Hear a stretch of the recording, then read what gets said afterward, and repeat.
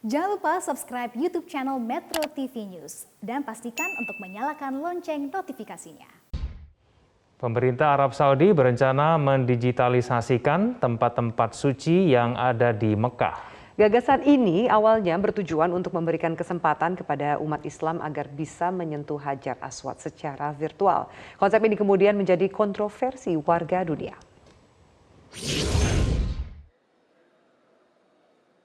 Arab Saudi membuat proyek bernama Virtual Blackstone Initiative yang diluncurkan pada akhir bulan Desember 2021. Ka'bah versi virtual ini digagas melalui Badan Urusan Pameran dan Museum, berkolaborasi dengan Universitas Ummul Qura. Tujuan awalnya sebenarnya agar membantu umat Islam bisa menyentuh Hajar Aswad secara virtual, melihat Ka'bah dari dekat via virtual reality, seperti layaknya ketika orang berkunjung virtual di sejumlah museum di dunia. Imam Besar Masjidil Haram Syekh Abdul Rahman Al-Sudais menjadi orang pertama yang mengunjungi Ka'bah versi via virtual reality.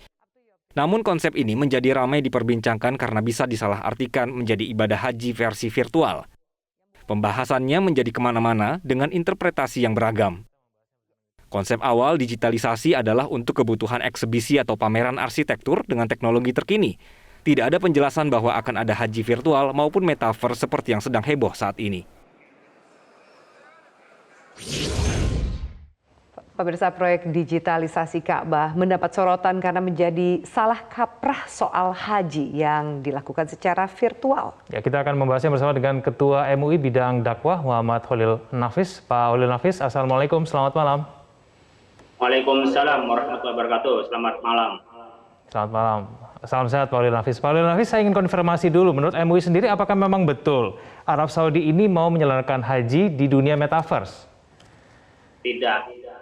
Kita punya keyakinan bahwa Arab Saudi sekedar mempromosikan saja untuk wisata secara digital dan virtual, kemudian juga bisa sarana latihan manasik haji, sekaligus juga bisa mengobati kerinduan orang-orang yang mungkin sudah lama pengen berangkat haji atau berangkat umroh tapi belum tersampai juga, baik karena kendala ekonomi maupun situasi COVID seperti sekarang ini. Jadi memang isunya yang menjadi melenceng, menjadi orang menganggapnya akan melakukan haji di virtual.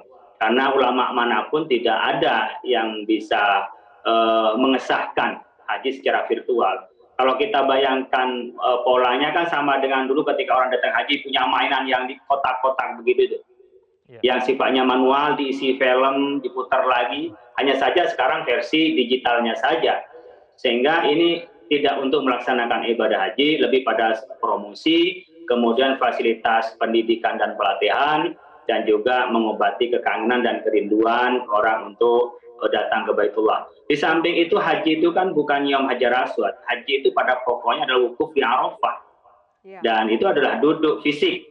Dan di dalam Islam jelas ini ta'abudi, sikapnya ibadah, tidak bisa dikreasi oleh manusia. Tauqifi, menyerah mengikuti pada perintah Allah, sebagaimana Allah panggil wa'adzim fin nasi bil haji atuka rijalan wa ala kulli dhaniyyin yatina min kulli fajjin amik. Jadi orang dipanggil oleh Nabi Ibrahim atas perintah Allah Subhanahu wa taala, man istata'a ilaihi sabila, itu ada perjalanannya yang dilakukan secara fisik. Jadi hajinya itu secara fisik, bukan fiksi. Jadi nyata, bukan di dunia maya. Ya, Pak Holil, tadi kan teknologi memang mendorong kemudahan, namun tidak semua aktivitas ibadah, salah satunya dari ibadah haji ini bisa digantikan dengan teknologi. Kalau tadi Bapak menyampaikan bahwa ini adalah salah satunya untuk mengobati kerinduan para calon jemaah haji yang tertunda melakukan ibadahnya ke Tanah Suci. Adakah Anda lihat manfaat lebih jauh dari itu, terutama bagi umat muslim dunia? Ya tentu kita bisa lebih mudah untuk mengenalnya. Jadi kita beralih di dunia fisik menjadi dunia maya. Kita sejak COVID ini kan mendadak semua menjadi masyarakat digital. Belajar pakai digital, bimbingan pakai digital, mengetahui digital. Di sini kita harus menjelaskan ekonomi tentang konsep agama kita, mana yang boleh kita sesuaikan, adaptasikan dengan kemajuan teknologi, mana yang tidak bisa diadaptasikan, mana yang tetap, mana yang dinamis, mana yang sabis, mana yang mutatawir, ya, mana yang sifatnya dinamis. Jadi ibadah itu sifatnya tetap sabit, tidak boleh dia diubah-ubah, dia given ya, ta'abudi dan tauqifi. Nah, tapi kalau berkenaan dengan muamalah, kita bisa memanfaatkan metaverse ini sebaik-baiknya.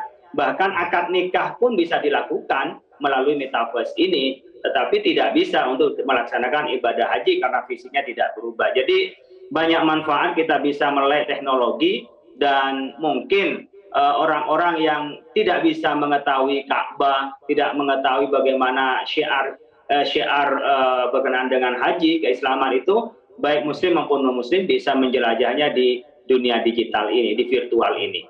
Baik, Pak Holil, tapi dengan digitalisasi ini, apakah kemudian ini bisa mengurangi kesakralan dari tempat itu sendiri? Saya pikir tidak, karena sakral itu berkenaan dengan tempatnya ya, dan ini perlu juga disiarkan kepada orang lain. Menurut saya malah bagus menggambarkan bagaimana Islam itu mengajarkan napak tilas, mengajarkan kita bisa masuk kepada dunia lain. Di dalam Islam kan kita sering membaca sholawat, menghadirkan Rasulullah SAW dengan baca sholawat, lalu kita sering ziarah kubur, kan menghadirkan orang-orang yang sudah di dunia lain, di alam barzakh itu. Kita ketika datang ke kuburan kan baca salam, menyampaikan assalamualaikum, berarti kan ada sebenarnya itu di dalam alam barzakh itu. Nah sekarang didigitalkan menjadi nyata, sama di arah yang jauh, kita masuk metaverse, ada avatar, ada alien ya, bahkan ada horizon di situ untuk orang berinteraksi dan mengambil space atau tempat di maya itu. Oleh karena itu dengan masuknya Ka'bah, masuknya nanti Haramain, Madinah, bahkan Arafah, di tempat masyar-masyar yang lain untuk ibadah haji memudahkan kita dan tidak ada yang mengurangi kesakralannya. Tetapi demikian juga etika juga harus dibawa ke dunia metaverse ini, bahwa nanti jangan sembarangan juga mesti metaverse lalu menodai dengan bahasa-bahasa yang tidak baik atau dengan cara-cara yang sifatnya verbal. Di dunia maya pun juga tetap ada etika. Sama dengan hukum kita sekarang transaksi elektronik, juga kejahatan-kejahatan elektronik atau ujaran kebencian secara elektronik, kan sama dengan hukum dunia nyata. Tetapi soal ibadahnya tidak bisa dibawa ke dunia metaverse ini. Ya. Pak Holil, terakhir, kalau juga tadi Anda sempat menyampaikan soal yang dijaga adalah etika. Bagaimana dengan sisi keamanan ketika kemudian tempat-tempat suci ini juga kerap kali menjadi target teror seperti itu? Tidakkah ada kekhawatiran lebih jauh mengenai sisi keamanan dengan adanya muncul tempat-tempat suci secara virtual? Ya, saya pikir mungkin terjadi menjadi tempat seperti halnya ternyata di depan Ka'bah tempat perjudian bawahnya atau pelacuran, kan mungkin saja terjadi seperti itu di metaverse, karena orang bisa membuka dan bisa juga melakukan penyerangan atau penodaan. Oleh karena itu hukum tetap harus berlaku sepanjang regulasi itu bisa menjaga keamanannya. Contoh pamannya kemarin yang viral di India, terjadi merasa pelecehan seksual. Tapi kan tidak terjadi perzinahan, tapi dirinya merasa dilecehkan. Oleh karena itu ada pengamanan yang harus dibentuk di tempat itu sehingga orang tidak melakukan pelecehan.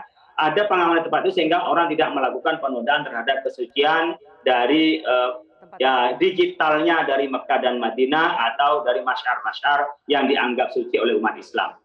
Baik, Pak Holil Nafis, Ketua MUI Bidang Dakwah, terima kasih untuk waktu dan juga penjelasan Anda di Prime Time News. Baik, kita